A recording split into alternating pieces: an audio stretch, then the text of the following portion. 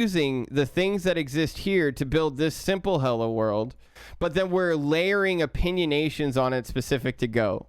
So in this case, right, the build phase or the builder is just, bash. But in this case, it's actually Go. And this is also how Nix currently works, right? Where Nix will say, okay, well, if you want to make a derivation, you just do make derivation. But if you want to actually build something specific, then you would say build, Go module, or build, node, whatever, or something.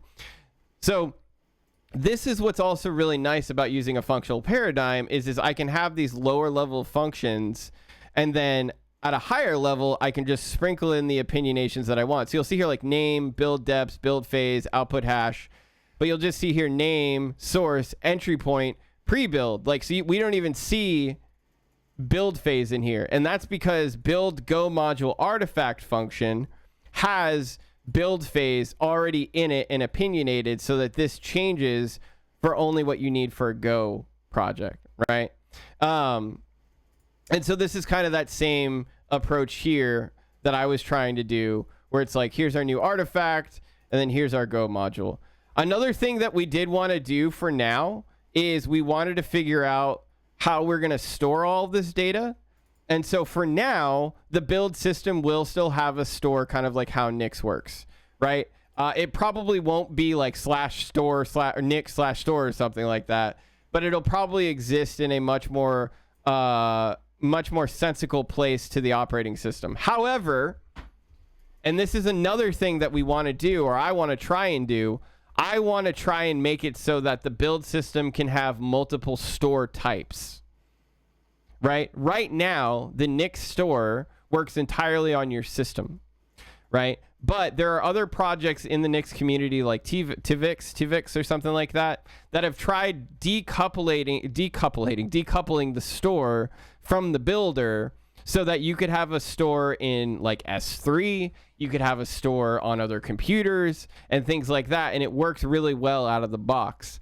So that's another paradigm I want to try and introduce with this build system as well, which is like, what if I want to build something, but I don't want to actually build it on my computer, or I don't want to have the store artifact on my computer, right? So this is another thing we're going to try and do, which is we're going to try and make it so that that artifact can go to a bunch of different types of stores. It could go to S3, it could go to other systems in remote locations or in local locations. And maybe it even has just different approaches locally that it stores stuff. Who knows? So that's another thing I want to experiment with. We're still going to have some things that are going to be required, right? A big one that's going to be required to make sure we keep that reproducibility is the SHAs, right? Having proper hashing to know when something has changed, right? And so the idea here is that every artifact will still have a SHA or a hash that will be connected to that specific change set, so that if it needs to be in other places or things like that, it's different no matter what. Whether you name it the same thing, name it something different, if you give it a same version or a different version, it won't matter, because every artifact will have its own hash that relates to the changes that are a part of it. So like I said, there are bits and pieces of Nix that will still exist and still be here, but again, I want to like clean up the terminology. I want to clean up how a lot of these things are done. And then I also want to apply newer technologies. Like, again, maybe one of the options is that you can build directly to a micro or to a unikernel. Maybe one of the other options is that you can build directly to a Docker image, right? Maybe one of the images is that you just build the binary itself. Who knows, right? But I want this more standardized and added and be a part of the build system, rather than it being like this, amalgamation of all these other projects that exist and how to get them all to work together. Because that's really kind of how Nix works. Like, you can have these different approaches, but none of them are like fully standardized. None of them fully work all the time.